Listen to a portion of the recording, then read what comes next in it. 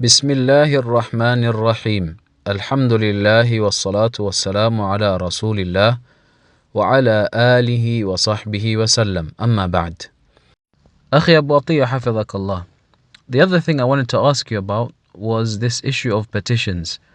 This is another means that some people are taking in order to give victory and assist the brothers and sisters in Gaza.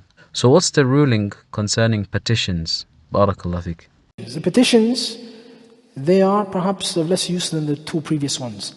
Understanding how they work plays a big role in this. The petitions essentially on the government website of the UK, you will find how they work. After 10,000 signatures, petitions get a response from the government. After 100,000 signatures, petitions are considered for debate in Parliament.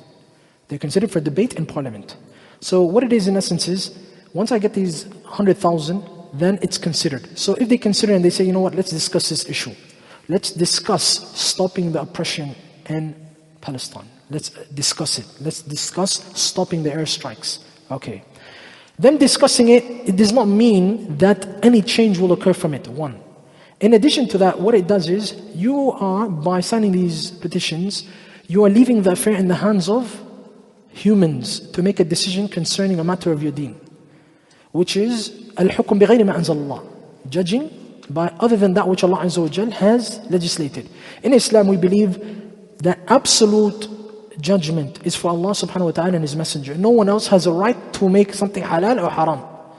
And al-hukm illa lillah. The hukm is solely for Allah subhanahu wa ta'ala. So if we're to go and indulge in a matter or carry out something that may lead to other than Allah Azza wa Jal's rulings being carried out, it's not permitted.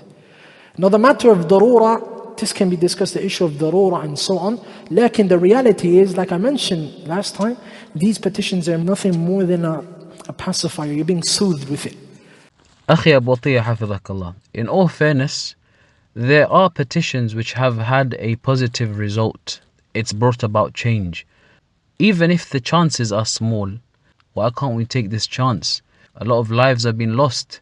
So if there is something, even if it has a 0.1% chance of bringing about change, I feel like we need to take this. And a lot of Muslims, I'm sure, would agree with me that we need to take this chance. Petitions, they have failed miserably, even beyond the 100,000. In 2019, March 2019, there was a petition that was signed by more than 6.1 million signatories. It was requesting the revocation of Article 50 and that the United Kingdom should remain in the EU. What was the result of that? Brexit. They made their decision, they still left. 100,000 is being debated. 6.1 million, and you still decided to leave? This shows that have nothing to do with the affair. It's your decision in the end.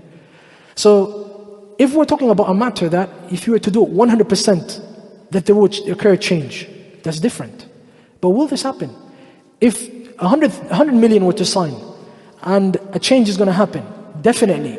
This can be looked at. If it's going to stop the death and the killing and the shelling of innocent, yes. But without this, it's going to stay darura. But without this, and it's just speculation, and there's a possibility that it's just brushed aside like many of these other petitions, we're not going to do this because there remains that harm which is other than Allah subhanahu wa ta'ala's rule being carried out. There was a petition to stop the teaching of LGBT in the schools, failed. There was a petition to stop Trump from entering the UK a couple of years back. 1 million plus signed it, nothing materialized from it. So again, this is another unlegislated, unlawful means. You know what, Akhi, what you're saying makes a lot of sense now. And I think you mentioned this point already when you're speaking about protesting, that we're not allowed to engage in something where we know that the harms are guaranteed. It's 100% guaranteed that once you engage in this, you're disobeying Allah subhanahu wa ta'ala. In comparison to the gains being something speculative, it's not guaranteed. So when we do petitions, the gains that we're seeking is not something which is guaranteed, whereas we're going to be allowing people to carry out other than the law of Allah subhanahu wa ta'ala in Parliament. And you know what, as a matter of fact, some of the brothers, they mentioned that the issue of ceasefire was debated in Parliament and they voted for or against.